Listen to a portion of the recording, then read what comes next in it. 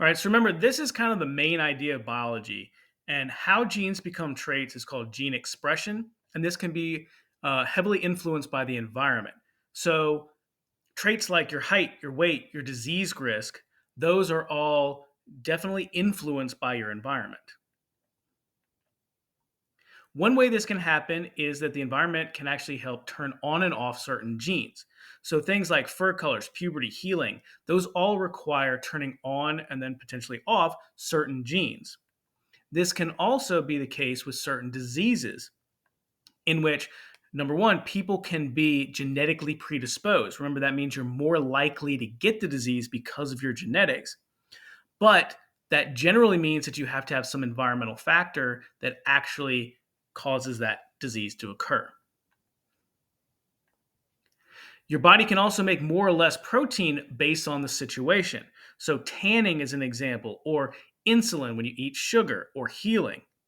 But again, diseases can also utilize this same thing. And then finally, remember we talked about how the pH of the soil actually changes the color of these plants, these flowers, even though they have the exact same DNA. So, nerve cells and muscle cells are very, very different. In your body, they have the exact same DNA, but they have wildly different structures.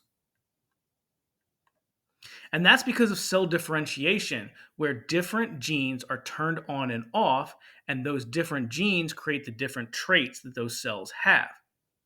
So remember, think of it kind of like a big recipe book. So all the cells have all the recipes, but the cells only use the recipes that they need. So they only turn on the genes that they need to create the traits to be the cell type that they are. Stem cells are undifferentiated cells, kind of like blank cells. And then they can differentiate into different cell types. And we have the two types, which are embryonic. Remember, they can turn into anything. And then what we have now, which are adult, and they can only turn into one type of cell.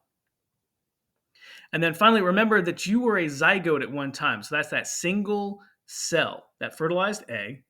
And then that had to turn into all the different cells in your body. And that's where mitosis and cell differentiation kicked in. So dividing and then differentiating into all the different cell types that are necessary for a child. Mutations, remember, are changes in the DNA code.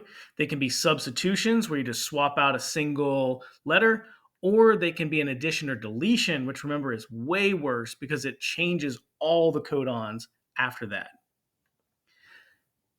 Because you change the DNA, you can therefore change the trait. So remember, this is really important in evolution.